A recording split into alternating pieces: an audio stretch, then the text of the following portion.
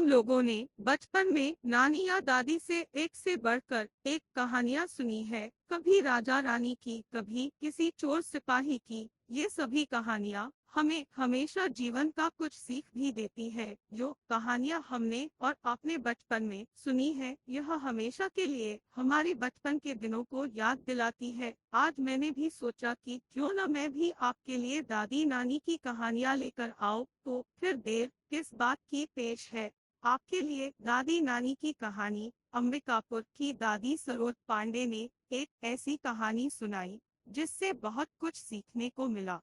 दादी सरोज पांडे ने कहानी सुनाते हुए कहा कि एक चिड़िया थी जो रोजाना दाना चुगने के लिए अपने बच्चों को घोंसले में छोड़कर दूर जंगलों के पार बस्तियों में जाया करती थी। एक दिन किसी घोड़े गोबर का ढेर पर उसने एक चने का दाना देखा, जिसे लेकर वह चक्की में दरने के लिए गई। दाल दरते दरते एक दाल खूंटे में फंसी रह गई। एक ही दाल बाहर निकली। चिड़िया ने उसे निकलने की बहुत कोशिश की, लेकिन वह सफल नहीं हो सकी। संबंधित खबरें। खूबसूरत दिखने वाली ये अमेरिकन घास आपके खेत को बना देगी बंजर। इस दौरान चिड़िया बढ़ई के पास गई और उससे खूंटे में फंसी दाल बाहर निकलने को कहा। बढ़ई कुछ और काम कर रहा था, इसलिए उस बढ़ई ने ध्यान नहीं दिया। चिड़िया ने उससे मिन्नत करते हुए कहा कि बढ़ई बढ़ई, खूंटा चीर दो, खूंटा में मेरी दाल का दाना है, मैं क्या खाऊं, क्या पीऊं, क्या लेकर परदेस जाऊं। बढ़ई ने उस चिड़िया की एक न सुनी और उसे धुतकार कर भगा दिया। फिर वह राजा के पास गई।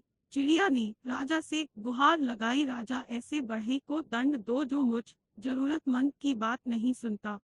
चिड़िया ने कहा, राजा राजा, बढ़ई को दंड दो, वो न खूंटा चीरता है न मेरी बात सुनता है। राजा के पास कहा इतनी फुर्सत थी कि नन्ही चिड़िया की बात सब काम छोड़कर सुनता। जब उसने भी विनती पर कोई ध्यान नहीं दिया तो वह रानी के पास गई और रानी से बोली, हे रानी, तुम अन्यायी राजा का साथ छोड़ दो। रानी भला अपने राजा को क्यों छोड़ने लगी।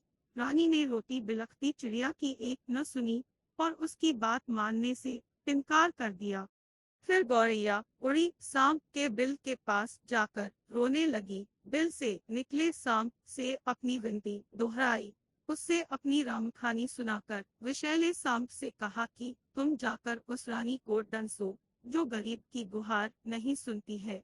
जो रानी सब कुछ जानकर भी हमें राजा से न्याय नहीं दिला सकी और न ही राजा को छोड़ सकी, उसे तुम जाकर क्यों नहीं डंस लेते। सांप ने भी इसमें अपनी असमर्थता जताई। तब भागी भागी गौरैया जंगल में जा पहुंची और उसने बांस से विनती की कि तुम लाठी बनकर उस सांप को मारो। बांस की लाठी भी भला उस नन्ही गौरैया के लिए उस सांप से क्यों बैर मोल लेती है।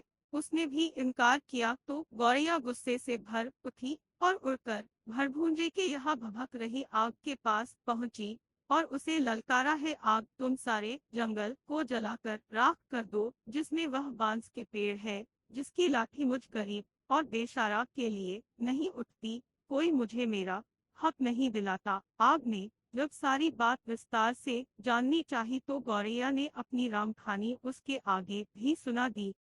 फिर आग ने जब इतनी छोटी सी बात के लिए जब गौरैया की बात मानकर पूरे जंगल को जलाना ठीक नहीं समझा और जंगल को जलाने से इनकार कर दिया तो गौरैया बहुत दुखी हुई, लेकिन निराश नहीं। वह सागर के पास पहुंची और उसे अपनी पूरी बात सुनाकर आरचू की, विशाल सागर भला गौरैया की इस गुहार को क्यों सुनता। वह अपनी मस्ती में हंसता हुआ गुजरता रहा और गौरैया उसके किनारे अपना सिर धुनती रही। सुबह से शाम होने को आई। गौरैया को जब यहाँ भी न्याय नहीं मिला तो वह हाथी के पास पहुंची।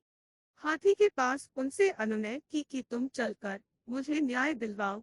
उस समुद्र को सोख लो जो मुझ दुखियारी की हंसी उड़ाता है। बलवान होते हुए भी अन्यायी के विरुद्ध खड़ा नहीं होता। जानते हो हमारे साथ क्या क्या गुजरी।